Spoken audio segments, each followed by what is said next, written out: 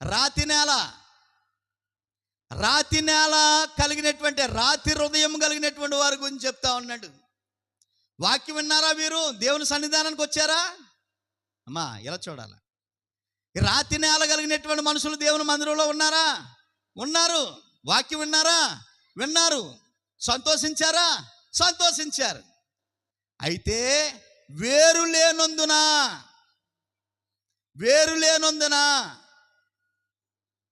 ఎండ రాగానే, లేకపోతే వేరు లేనందున శ్రమ వచ్చిందంట, కష్టం వచ్చిందంట, ఇబ్బంది వచ్చిందంట, అప్పు వచ్చిందంట, శోధన వచ్చిందంట, నింద వచ్చిందంట. ఇప్పుడు వరకు దేవుడు మంచోడు అనుకున్నాను, దేవుడు నాకు ఏమీ చేయలేదు, ఈ సంఘమే మంచిది కాదు, ఈ సేవకుడే మంచోడు కాదు, ఈ సేవకురాలే మంచిది కాదు, ఈ సంఘస్థులు మంచోళ్ళు కాదు అని నిందించి వెళ్ళిపోయారట.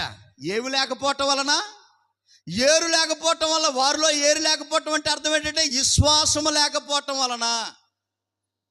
చిన్న కష్టం వస్తే, చిన్న ఇబ్బంది వస్తే, చిన్న అనారోగ్యం వస్తే, చిన్న అపనింద వస్తే దేవునికి వేరైపోయినటువంటి వారు ఎంతోమంది ఉన్నారు. రాతి గుండె అని చెప్తున్నాడు. రాతి గుండెకి విశ్వాసం లేదు. ఆపదలు వస్తాయా? వస్తాయి, కానీ తట్టుకోలేనటువంటి పరిస్థితి. దేవుని నిందించేవారు, సంఘాన్ని నిందించేవారు, సేవకులు నిందించేవారు, సంఘాన్ని నిందించేవాళ్ళు రాతి గుండె పోలినటువంటి వారుగా ఉన్నారు. వేరు లేనందువలన విశ్వాసం లేదు దేవుని పట్ల వారికి. అందుకే వారు ఫలించలేకపోతా ఉన్నారు. దేవుని వాక్యము వారిలో లేకపోవటం వల్ల ప్రియ దేవుని బిడ్డలారా ఎదగలేకపోతా ఉన్నారు, పచ్చగా ఉండలేకపోతా ఉన్నారు, ఫలాలు లేకుండా ఉండలేకపోతా ఉన్నారు. వాక్యం లేకపోతే ఫలించలేరు అనేటువంటి విషయం.